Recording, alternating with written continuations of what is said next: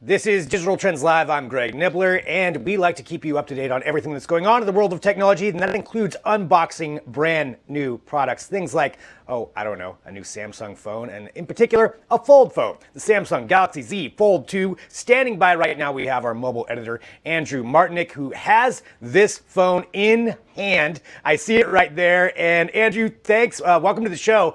I'm excited to see this unboxing Thank myself. you. Yeah, I know. It's when it's a $2,000 phone, which even by today's standards is pretty crazy. You get excited, and they give you a box that's twice the size of what any other phone's box is, and of course they make it really, really fancy, and they give you changing the shape of the future, obviously, because you got to feel very important when you buy a phone that's this expensive. But here's the biggest thing that everybody wants to know, and it tells you right out of the box.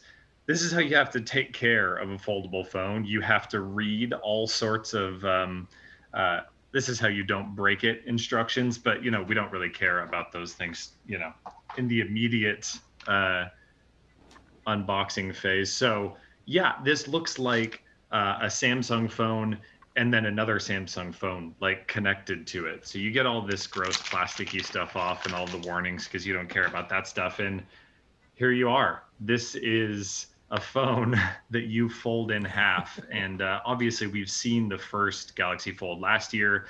You may have even seen a lot of the controversy about it falling apart and getting lots of stuff in the hinge and not being able to operate in anything less than ideal conditions. This one is dramatically more beefed up. So on top of the redesign and this nice mystic bronze exterior and this matte glass and everything that's really nice about it, they really beefed up the screen.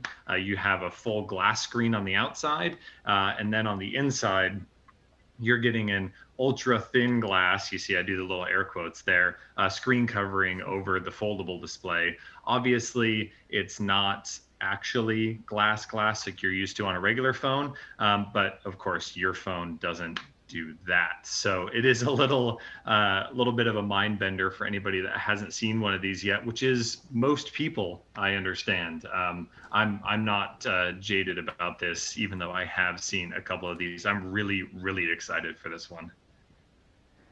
Well, taking a look at that too, and as you've got it in your hand, how does it feel as far as how heavy is it? Does it feel like it's sturdier than maybe that other one did?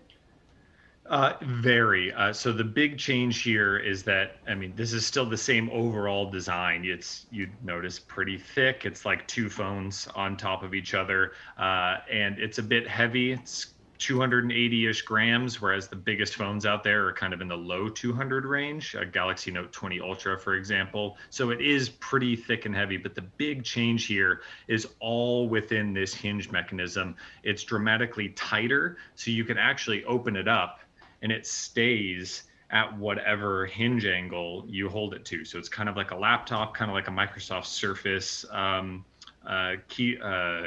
kickstand out on the back. You can put it anywhere between 75 and 115 degrees. And then, of course, the upside of that is also when you click it flat, it really is flat, flat, flat, and it's locked flat. So you can hold it upside down, you can wiggle it around, it doesn't go anywhere. That dramatically increases the robustness and kind of takes away a little bit of the fear of when you're holding this thing that it's kind of flopping around or is loose. You couldn't do this with the old one before, and that just, it makes it feel like a $2,000 piece of technology, frankly. Yeah, that hinge definitely seems way more secure than the other one. One thing I know on the last one that a lot of people pointed out, when that first fold came out, is the actual fold down the middle. It was pretty noticeable on the screen itself. How does it look on this one? The other part of that hinge there is that because it locks open, the fold or the crease, whatever you want to call it, I know it's kind of a bad word Right. to have when you're talking about technology or something this expensive, but the crease is still noticeable. That's just kind of the reality of this situation because you have a multi-layer. It's obviously, it doesn't really show up on camera, which kind of goes against what I'm saying here, but this is actually a good sign. If it doesn't show up as well on camera, then you're not going to notice it as much. It's really when you're in direct sunlight, the light hits it. You can see it on lighter backgrounds. Maybe you're scrolling in Chrome or Twitter or Gmail where it has a light gray or white background. You notice it a lot more. But at the same time, Samsung is really pushing using side-by-side apps as the 7.6-inch display. So when you put two apps side by side, you get that division right down the middle, and you don't notice the crease as much because that's going to be a line between the apps as you move things across.